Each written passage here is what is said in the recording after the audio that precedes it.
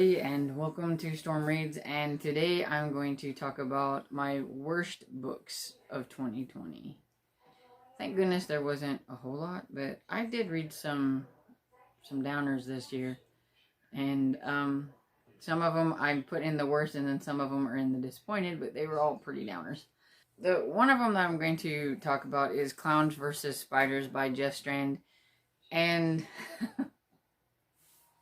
this it was kind of a strange book. Jeff Strand is a horror writer that likes to add like a lot of humor and satire type, and sometimes it works and sometimes it don't. I read his book Wolf Hunt this year too, and I liked it, but Clowns vs. Spiders just didn't work for me. And like the title says, it's about clowns, and they were kids clowns, and they're out of work clowns because nobody wants clowns anymore, and so they don't know what to do with themselves. And one of them comes back, and I can't remember any of their names, but one of them comes back and says he's got them a new gig, and what it is a gig working in a haunted house as killer clowns, kind of, and evil clowns, and goes all against their oath of being clowns and everything, but they're desperate for money and they need some. So they go ahead and decide to do this, and so they're at the haunted house doing their thing, and so there's these spiders that come into town, and they end up heading straight for like that haunted house where people are.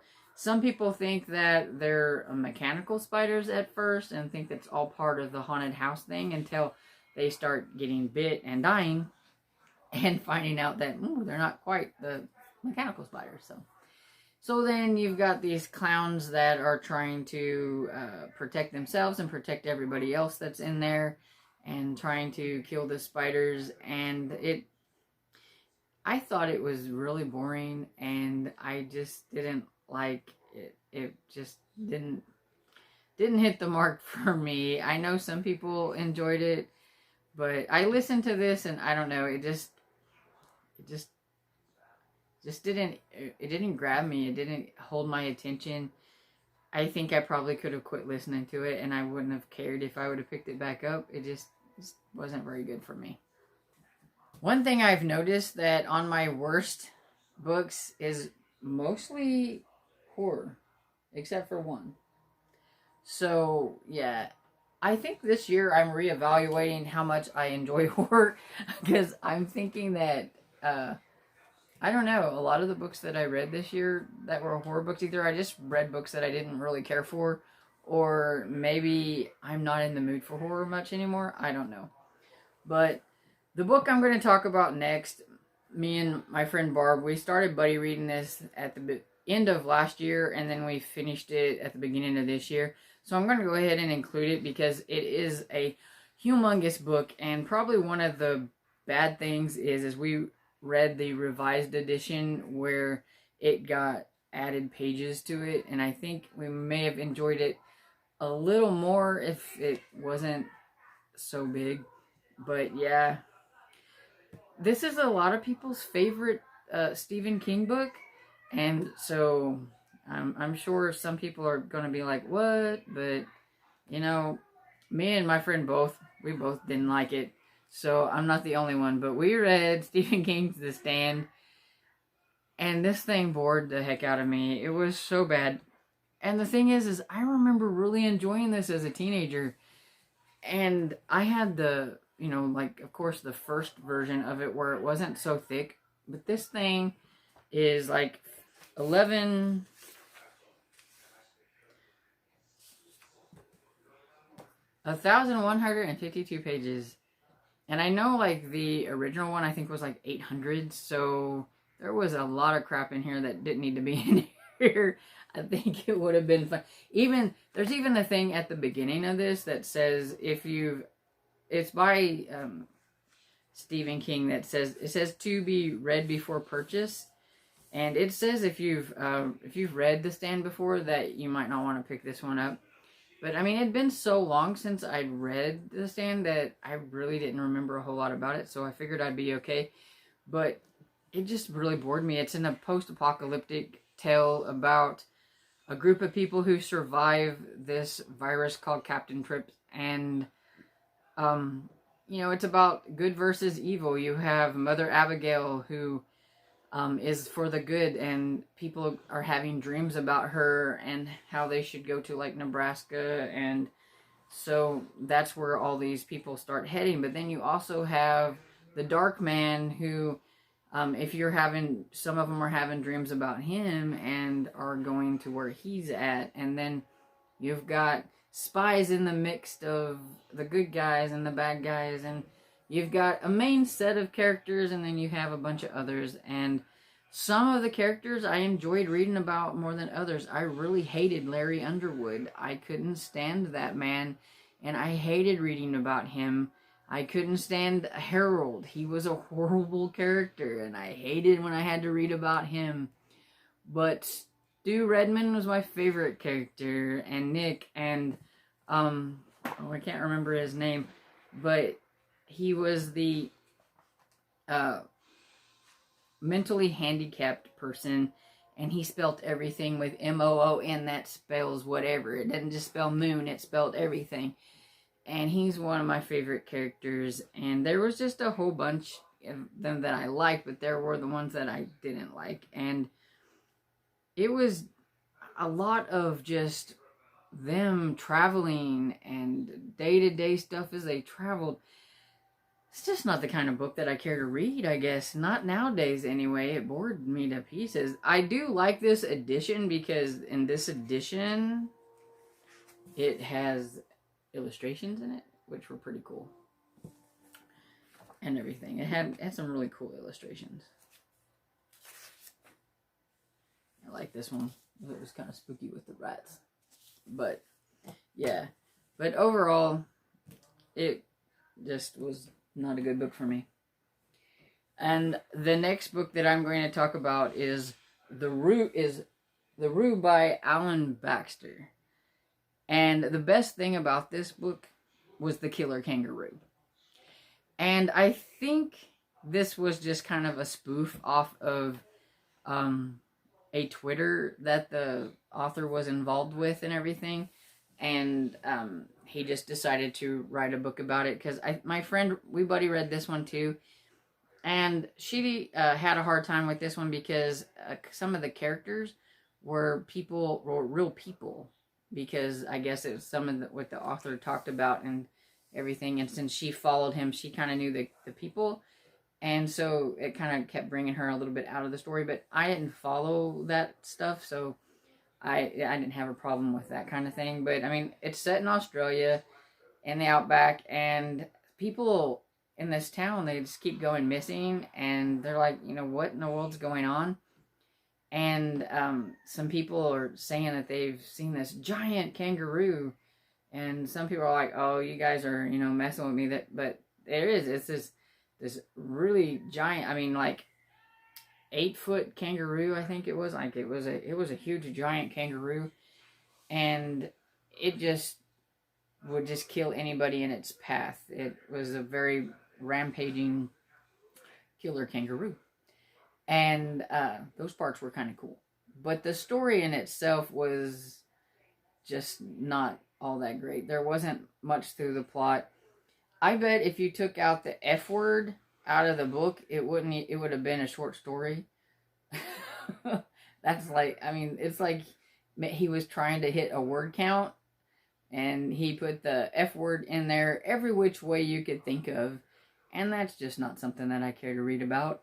And I was really hoping for a really cool killer animal story, and yes, the killer animal aspect was really cool, but the plot, the rest of it wasn't really all that great. So I really hope you can't hear my dad's TV, because it is really, really loud. Anyway, the next book that I'm going to talk about is Redemption Prep by Samuel Miller.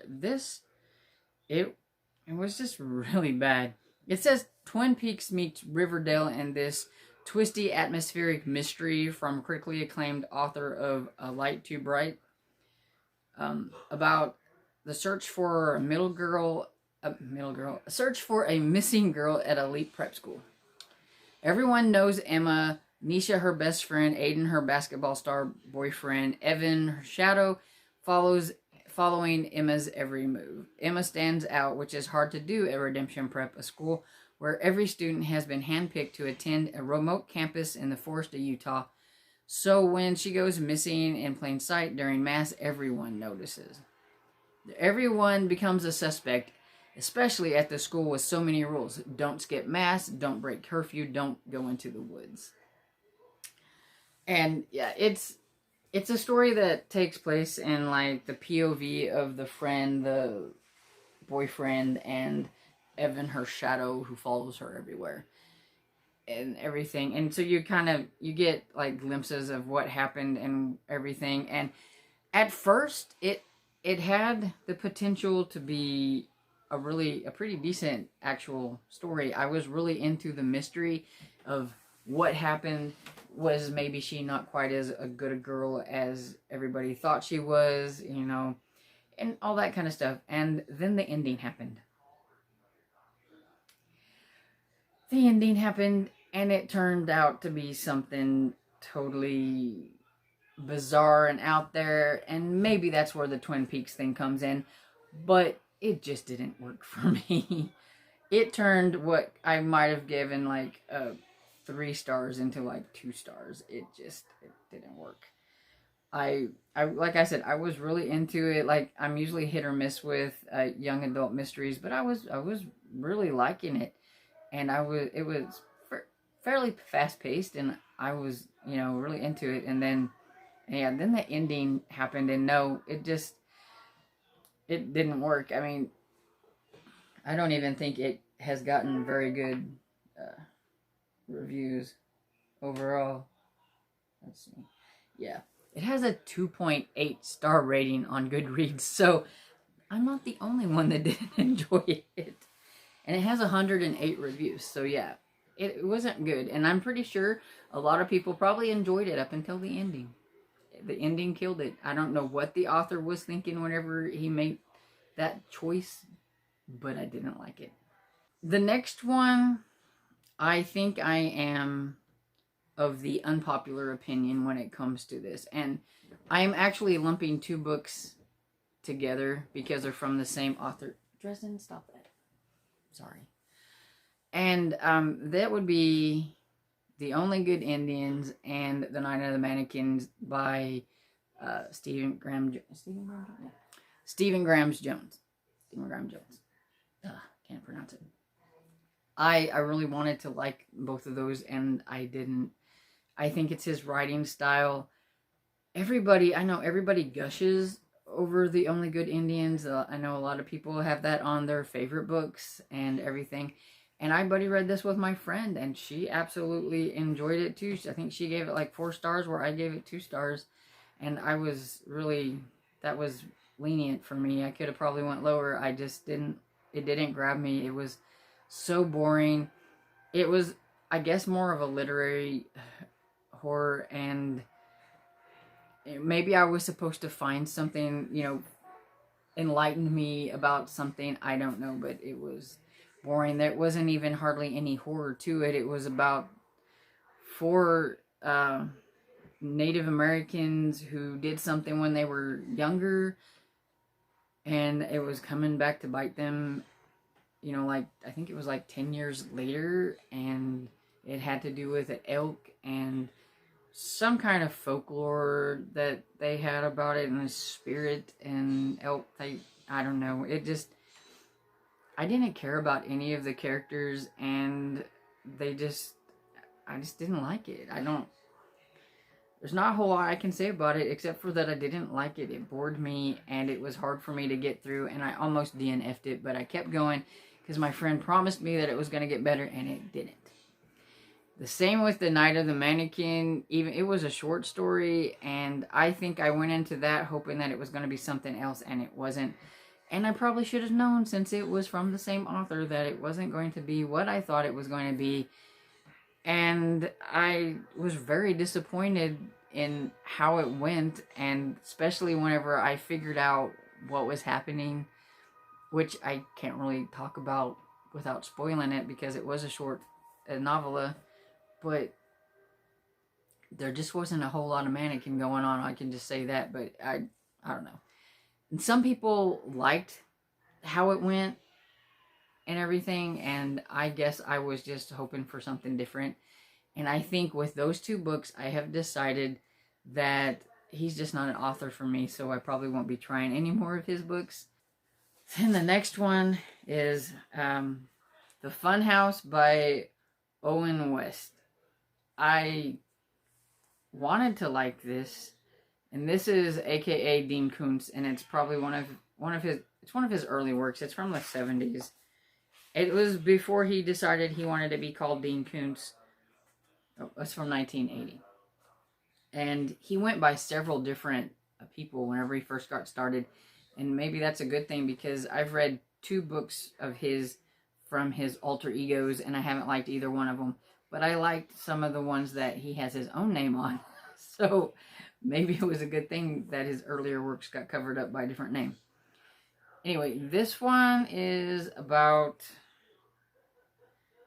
It's hard to sum up. It says, tonight, Amy Harper and her friends are spending the night at the Funhouse, a place for gondola rides, gory delights, and night terrors. But there's an unspeakable evil waiting for Amy in the dark bowels of the Funhouse. A secret evil that has begun 25 years ago when a lonely woman destroyed her monstrous offspring and a disturbed man vowed to exact his terrible revenge. Now it's innocent Amy's turn, as she must keep her date with horror in the Funhouse.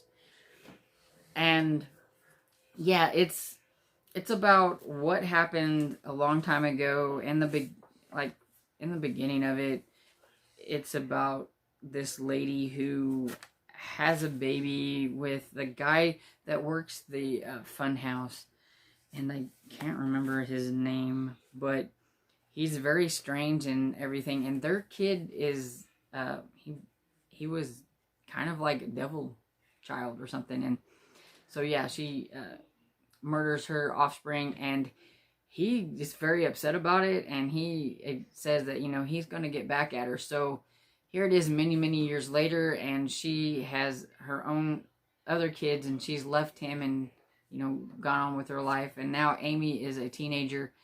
And this guy has been he's been going, setting up this fun house in town after town when he thinks he might know where she's at.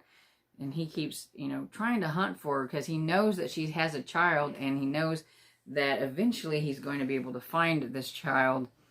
And whenever he does, he's going to exact his revenge on the child because of what the mother did a long time ago. And it was so boring.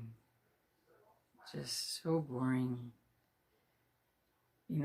This is one of the things, I'm like, maybe I'm not in the mood for horror anymore right now. I don't know. It comes and goes with me sometimes. I will hit a genre that I am absolutely loving, and then after a while, I don't love it anymore. And I hate to say that, because I really, really love horror, but maybe I'm just too desensitized to where it doesn't scare me. None of it does anything. Things that scare some people don't bother me. I don't have the capacity to empathize or to put myself in their shoes to get scared when things happen, and all I do is get bored. And so that's all the books that I have on my worst books of 2020 list, and I hope you enjoyed this video, and if you did, please give it a thumbs up and subscribe, and I will see you all next time. Bye.